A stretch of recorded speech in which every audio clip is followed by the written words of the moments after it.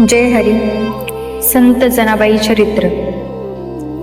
पांडुरंगाचा दृष्टांत आणि जनाबाईचा जन्म भाग 5. गोष्ट सांगून होताच ते जनाबाईला म्हणाले, जनी, मी तुला आता सांगितल्या गोष्टीप्रमाणे तूही एक कोकिळेचं पिल्लू आहेस. आजपर्यंत तू आमच्या घरट्यात राहिलीस, खेळलीस, मोठी झालीस. आता हे मुक्त आकाश तुला बोलवित आहे. तुला आता त्या आकाशातच बागडायचे आहे. तुला आमच्या घरट्याचा आसरा सोडून मुक्त जगात संचार करायचा आहे. जनाबाई आपले वडिलांचे बोलणे काळजीपूर्वक ऐकत होती. त्यांचं प्रत्येक वाक्य जनाबाईच्या मनात जाऊन भिडलं. त्यातील आदरता, व्याकुळता तिला जाणवत होती. दमा जनीला घेऊन नरसिंहवामनीच्या वेशीच्या आत आला. गावात आल्यावर त्याने तिथेच एक माणसाला दामाशेट्टीच्या घराचा रस्ता विचारला व त्याप्रमाणे मार्ग आखणू लागले. अशा प्रकारे लोकांना विचारत एकदाचे ते दोघे दामाशेट्टीच्या वाड्याच्या दरवाजापाशी येऊन पोहोचले. दमाने दरवाजावर थाप मारली. थोड्या वेळाने एक पगडी घातलेला, धोतर नेसलेला, उपरणे घेतलेला मध्यम वयाचा माणूस दरवाजा उघडून बाहेर आला.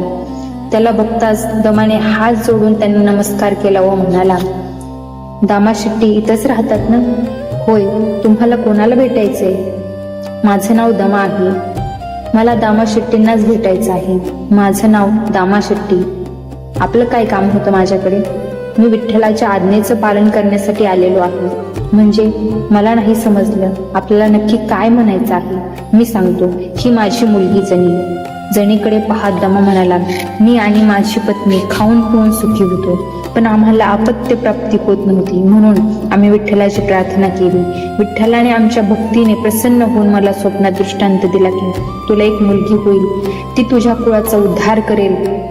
पण थोडी मोठी झाल्यावर तिला नामदेव महाराजांचे वडील दामाशेट्टी यांच्या स्वाधीन कर, कारण नामदेव महाराजांच्या चरित्राशी तिचा संबंध येणार आहे. आमच्या मुलीवर अतिशय प्रेम आहे. ती आमच्यापासून दूर जावी असं आम्हाला वाटत नाही, पण विठ्ठलाची आज्ञा आम्ही मोडू शकत नाही. म्हणून तिला तुमच्या स्वाधीन करण्यासाठी आलो आहे. बोलता बोलता दमाची डोळे भरून आले. जनीच्या डोळ्यातूनही अश्रू वाहू लागले. ती दमाला बिलगली. तिच्यावरच्या प्रेमाने दमाचा कंठ दाटून आला. पण निग्रहाने त्याने जनीला आपल्यापासून दूर केले व तिला म्हणाला, जनी, आता हेच तुझं घर आहे. आता हेच तुझे वडील आहेत. त्यांना नमस्कार कर. जनीने खाली वाकून दामाशेट्टीने नमस्कार केला.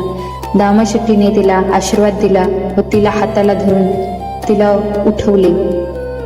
त्या दोघांकडे पाहताना दामाशेट्टी विचार करू लागला की ज्या अर्थी एक खाऊन पिऊन सुखी असलेले, तसेच ज्यांचे आपल्या मुलीवर अतिशय प्रेम आहे असा पिता आपल्या एकुलते एक मुलीला आपल्या स्वाधीन करीत आहे, त्या अर्थी खरोखरच हीच पांडुरंगाची इच्छा असावी असा विचार केल्यावर त्याचा दमाच्या बोलण्यावर विश्वास बसला.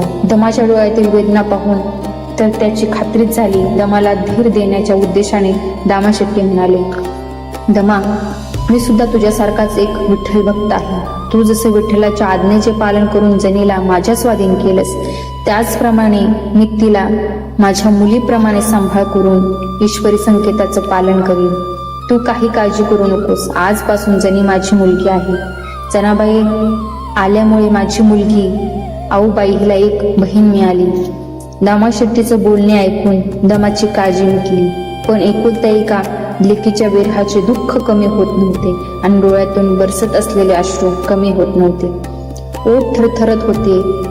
कापऱ्या हातानेच त्याने जनीला शेवटचे आपल्या हृदयाशी घट्ट धरले. मग आपले अश्रू पुसवून त्याने दामाशेट्टीचा निरोप घेतला.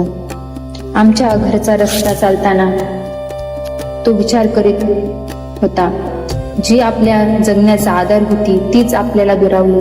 तिच्यासाठी आपण जगत होतो, तीच निघून गेल्यावर आपल्या जगण्याला काय अर्थ आहे असा विचार करत असताना त्याला करुंडाची आठवण झाली. त्यावेळेस त्याने आपल्या मनात आलेला विचार दूर सारला, कारण जर तोच मनाने खचला असला तर करुंडाने कोणाकडे आधारासाठी पाहिले असते असा विचार करता करता तो आपल्या घराकडे आला. घराच्या आत गेल्यावर त्याने पाहिले, करुंडा एका कोपऱ्यात बसली होती. तिचे डोळे रडून रडून लाल झाले होते. तिची अवस्था पाहिल्यावर त्याला आणखीनच दुःख झाले. पण यावेळेस तिला समजावण्यासाठी त्याच्याकडे शब्द नव्हते, कारण तो स्वतःच खूप खचला होता. त्या दोघांची जगण्याची इच्छा संपली होती. आलेला दिवस ते कसा तरी ढकलत होते. दोघांनाही अन्न पाणी गोड वाटत नव्हते. ती दोघे रोज पांडुरंगाकडे प्रार्थना करत होती. हे पांडुरंगा, आम्ही जिच्यासाठी जगत होतो ती जणी आता आम्हाला दुरावली आहे. आम्हाला जगण्याची इच्छा नाही, तेव्हा आम्हाला तुझ्याकडे बोलावून घे. एके दिवशी विठ्ठलाने त्यांची प्रार्थना ऐकली आणि दोघेही परलोकवासी झाले. दामाशेट्टींना ही वार्ता समजताच त्यांनी ते जनाबाईला सांगितलं. एक ना एक दिवस आपण आपल्या मातापित्यांना भेटू या आशेवरच जनाबाई दामाशेट्टीच्या घरात दिवस कंठत होती. पण दमाव करून ही लोक सोडून गेल्याची वार्ता ऐकताच तिला आशेचा तंतू तुटला व ती उन्मळून पडली. तिच्या डोळ्यातून घळघळा अश्रू ओघळू लागलं.